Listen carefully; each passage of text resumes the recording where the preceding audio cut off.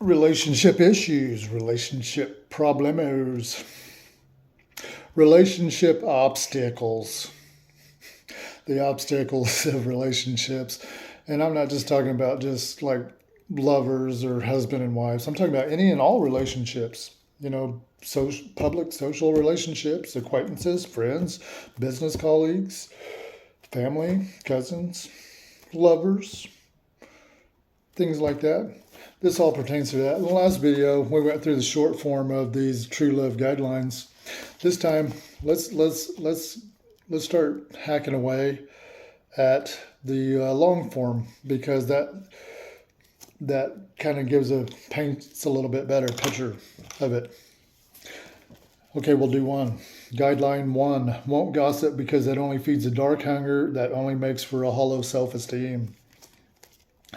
In short, gossip is an attempt to charge someone as guilty without having confronted the person about their alleged wrongs and without intent to do so.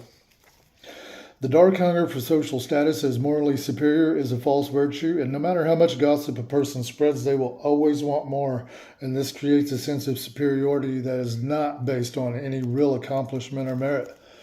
As a result, a person's self-esteem becomes dependent on gossip rather than on any inherent qualities or abilities they may possess, and therefore becomes a hollow self-esteem with very little, if any, truly wholesome relationships.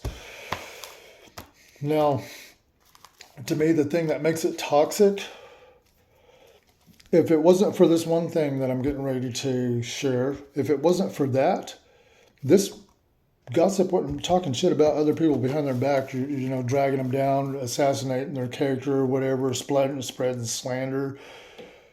It really wouldn't be that bad. But here's the price for it, or a small piece of the price, I should say, for it. It's like certain drugs, alcohols, pornography, other various forms of TV. It gives us these dopamine kicks or whatever, those feel-good chemicals that releases in our body, tells us we're on the right track or doing good or whatever, but without having actually done it. I think that's a bad habit to build. I really do. So, okay, like say a jogger's jogs 3 miles, 5 miles, they're really wore out, they worked hard. Later on that evening, after that workout, they're going to have a slow release over the next hour or 2 or 3 even of those dopamines, endorphins, all the feel-good chemicals releasing into their bloodstream. That's the reward, That's the reward for doing right. But you know what? There's cheap ways of getting that same stuff or little bursts of it without doing the work, the beneficial work. See, like this here, like gossip.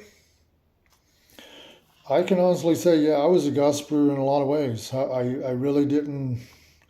I'd been around so many people that were gossipers and never knew that that's what they do. And basically, what gossip is just talking shit about other people, trying to magnify their wrongs or how they're bad people to make ourselves feel better about what we're not doing to make ourselves a better person. That's gossip. That's toxic. That's bad. Toxic. Toxic means stagnant, not moving. It's not flowing. It's not going. It's not growing. It's not developing. Nope, nope, nope. But you know what's so crazy? I know people, like one of my sisters, for example, one of the finest human beings you'll ever meet, smokes cigarettes. She does not exercise, probably watches too many movies and too much TV. But you know what?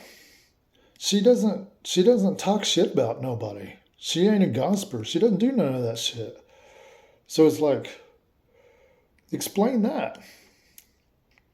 A lot of her concern is concerned of Native American cultures and the preservation of that. She does a lot into that and things like that. So just because a person does things that aren't necessarily the best, as in so-called health-wise or whatever, to the what the norm would be, doesn't mean a person has to be nihilistic. What's nihilistic? Nihilistic is when somebody isn't doing something to make themselves a better human being for themselves, for their family, and for their community, and basically it's a responsibility of a human being to grow ourselves and to develop into the best version of ourselves. Not trying to be like so and so, or just being the best of our own self, whatever that means. And if we can do that in an honorable way, then we won't turn nihilistic. Nihilistic includes this right here, this gossip, that gossip habit. That's straight up poison. Oof. Let's see, what do we got? We still got a few minutes. Let's go ahead and try to squeeze in a little bit of guideline number 2. Volt's True Love Guideline number 2. Avoids fault finding and blame like the plague, because those things turn relationships toxic. Fault finding and blaming are common habits to various degrees that most people have. The environments lead to a lack of trust and breakdown in communication, and ultimately the deterioration of a relationship entirely. Fault finding and blaming are a few ways that lead to a lack of accountability. Consistently blaming others for unwanted situations or results and not taking responsibility for one's own actions will lead to a breakdown in open and honest communication, as individuals are not willing to take responsibility for their part in a challenging situation. Lastly, the habit of fault finding and blaming without analyzing the various factors of a situation to better understand and correct the errors at hand only serve to diminish or destroy friendships, family, and lovers. The focus should always be mainly on the well-being of the individuals along with the situation, and never dwelling on faults without offering solutions or a way forward. It's kind of a mouthful right there. Yeah, too many people have this generational thing of this fault finding and blaming, and when I say people, I'm talking about people's marriages. There's so many people's marriages out there. They think they can overrule each other and make each other wrong, and you win by making the other person wrong. Yeah, those types of relationships, they may stay together. And they could be that way 10, 20, 30, 40, 50 years until they're dead or whatever. But it toxifies the relationship. There ain't no true love flowing there. I've seen it firsthand. Shit, I've been that. I've done that. And I know that's what happens. It's a habit. It's a lack. It's a lack of communication skills. It's a lack of fair and proper, healthy argumentation. I never even heard of such a thing as fair and healthy argumentation until just 6 years ago. And I'm 51 right now. Oh my God. You know, when I first started learning these things, it was just devastating. It was just devastating. It's like, oh my God, I've got so many things wrong with my mind and my character, and my heart's so screwed up. Just straight up damaged goods. Not even worth living, not even worth trying. But luckily, like Jim Rohn said, I think it was Jim Rohn, he said one thing that there's a few things that'll help a person to change. And I think one of them was disgust. And I can't remember what the other two things were, but I was just disgusted with life and myself in that time. That was after Dad died. That was in 2018. Or I mean at the end of 2017, rather. Anyways, that year, both my main uncles had died. Some dudes I looked up to all my life. And then that happened. And then Dad. Yeah, I hated that man all those years.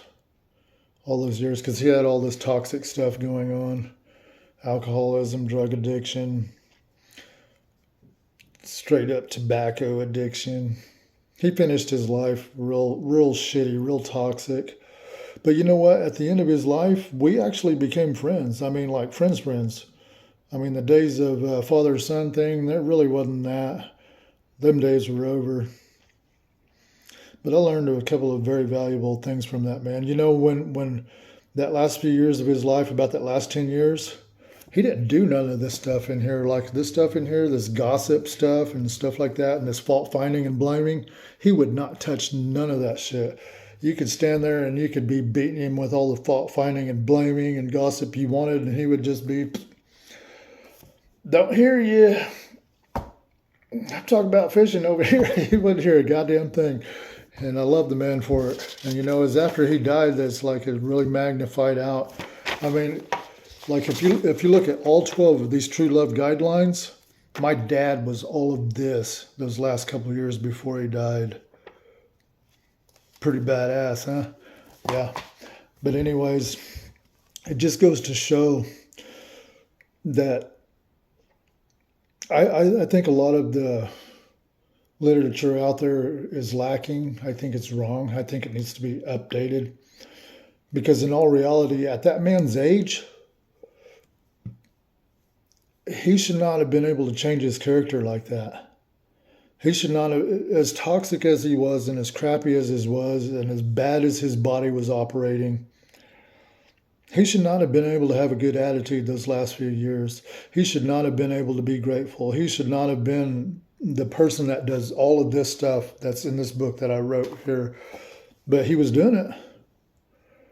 I mean, he became a completely different person. Even though his body was all tore down and he was just exquisitely shitty health, the person inside there was badass. I mean, super cool dude. Super cool dude. But anyways, he's a big part of my inspiration for what I do.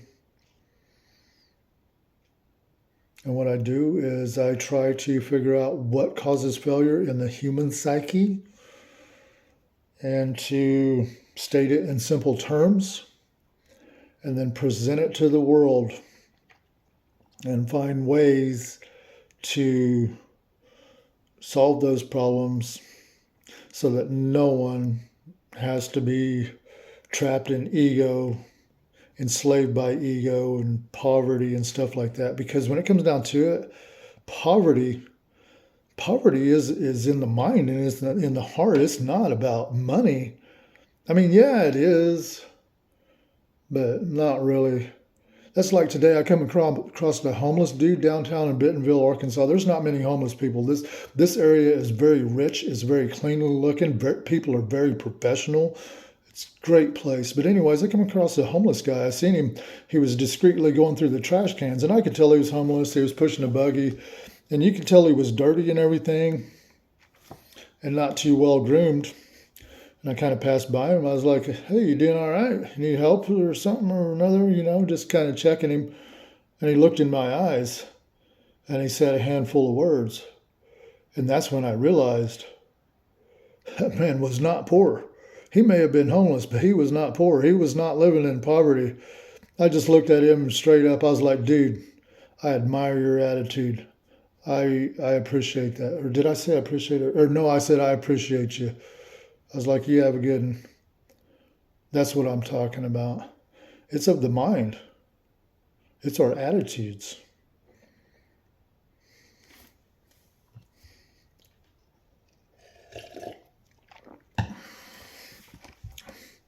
So anyways, we've touched on guidelines 1 and 2. And your call to action is to honestly ask yourself, do you use fault finding and blame? Do you honestly use it? Or let's reverse it. Let's say, do I honestly use fault finding and blame? Do I honestly talk bad about people behind their back? Even if they deserve it? Shouldn't be done at all. None whatsoever. I don't care if they're a freaking axe murderer. If you're going to talk about them, talk about how you can get in their head and try to heal their mind and their heart somehow or help their victims' families or something. But don't feed on the thing. That's what I'm trying not to do. Am I perfect at it? No, but that's what I'm trying to do. And that's what I advise anyone else to do too, because that's our responsibility as a human being. Straight up. It really is. And that concludes 15 minutes. Have a good one. See you in the funny papers.